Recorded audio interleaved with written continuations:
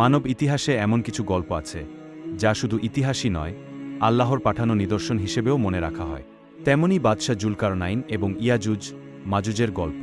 জুলকারনাইন ছিলেন ন্যায়পরায়ণ ও শক্তিশালী এক বাদশাহ।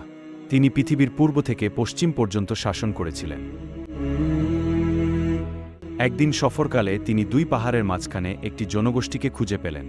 সেখানের মানুষেরা আতঙ্কে কাঁপছিল, কারণ তাদের আশেপাশে বাস করত এক ভয়ঙ্কর জাতি, ইয়াজুজ ও মাজুজ, যারা ছিল বর্বর, হিংস্র আর অশান্তির প্রতীক। সেখানের লোকেরা বাদশাহ জুলকারনাইনের কাছে এসে বললেন, হে জুলকারনাইন, তুমি আমাদের সাহায্য করো, আমরা তোমাকে কর দেব, তুমি শুধু আমাদের মাঝখানে একটি মজবুত দেয়াল তৈরি করে দাও। জুলকারনাইন তাদের জবাব দিলেন, আমার আল্লাহ আমাকে যে শক্তি দিয়েছেন সেটাই যথেষ্ট, তোমরা শুধু শ্রম দিয়ে আমাকে সাহায্য করো, আমি তোমাদের ও ওই বর্বর জাতির মাঝখানে একটি শক্ত দেয়াল তুলে দেব।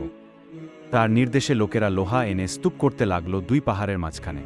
জুলকারনাইন বললেন, লোহার পাতে তাপ দাও, আগুনের মতো গরম হলে আবার বললেন, গলানো তামা নিয়ে আসো।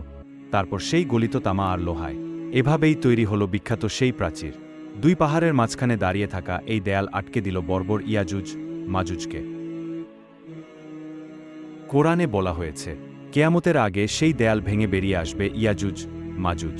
তখন পৃথিবীতে আবারও দেখা দেবে অশান্তি ও ধ্বংসের বিভীষিকা। তবে এখন সেই বর্বর জাতি কোথায় আছে তা কেবল আল্লাহই ভালো জানেন। জুলকারনাইনের এই কাহিনী ন্যায়, নেতৃত্ব আর আল্লাহর কুদরতের এক অনন্য দৃষ্টান্ত হয়ে আছে মুসলমানদের জন্য। আসুন গল্পটি শেয়ার করে সবাইকে জানার সুযোগ দেই।